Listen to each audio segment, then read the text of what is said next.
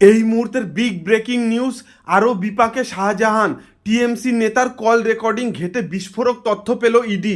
আজ ইডি দপ্তরে হাজিরা দেওয়ার কথা রেশন দুর্নীতি কাণ্ডে অন্যতম অভিযুক্ত তৃণমূল নেতা শেখ শাহজাহানের। তিনি হাজিরা দেবেন কি না সেই নিয়ে যখন জল্পনা বাড়ছে, তখন ইডি সূত্রে জানতে পারা গিয়েছে চাঞ্চল্যকর তথ্য। কোনোভাবেই বিপদ কমছে না তৃণমূলের এই নেতার, কারণ শাহজাহানের দুটি ফোন নম্বরের কল ডিটেলস বের করেছে ইডি সূত্রে জানতে পারা গিয়েছে গত 5ই জানুয়ারি ইডি অফিসারদের হামলার আগে শাহজাহানের দুটি মোবাইলই ব্যস্ত ছিল।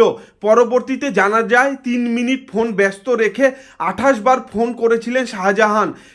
কাদের সঙ্গে সেই সময় কথা বলেছিলেন তা জানতে কল ডেটা রেকর্ড সংগ্রহ করেছেন গোয়েন্দারা। তদন্তকারী আধিকারিকদের বক্তব্য, সেই 3 মিনিটেই হামলার পরিকল্পনা হয়। অনুগামীদের ফোন করে ইডি অফিসারদের উপর হামলার ছক করা হয়।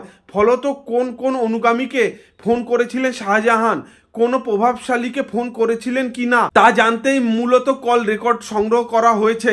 সূত্রের খবর, তৃণমূল নেতার কল ডেটা সংগ্রহ করে আদালতেও তা জানাবেন ইডি আধিকারিকরা। প্রসঙ্গত 5ই জানুয়ারি ইডি অফিসারদের উপর হামলার প্রায় 19 দিন পর ফের সন্দেশখালীর সরবেরিয়া গ্রামে গিয়েছিলেন ইডি আধিকারিকরা। শাহজাহানের বাড়ির দরজার তালা ভেঙে ভিতরে প্রবেশ করেন তারা, তল্লাশি চালান, এমনকি কথা বলেন তৃণমূল নেতার পরিজনদের সঙ্গেও। প্রায় 4 থেকে 5 ঘন্টা ধরে তল্লাশি চালানো হয়। এরপর শাহজাহানের বাড়ির দরজায় নোটিশ সাটিয়ে দেন তারা। এই নোটিশে লেখা থাকে 29শে জানুয়ারি, অর্থাৎ আজ ইডি দপ্তরে হাজিরা দিতে হবে তাকে। আদৌ তৃণমূল নেতা আজ প্রকাশ্যে আসেন কিনা এখন সেটাই দেখার।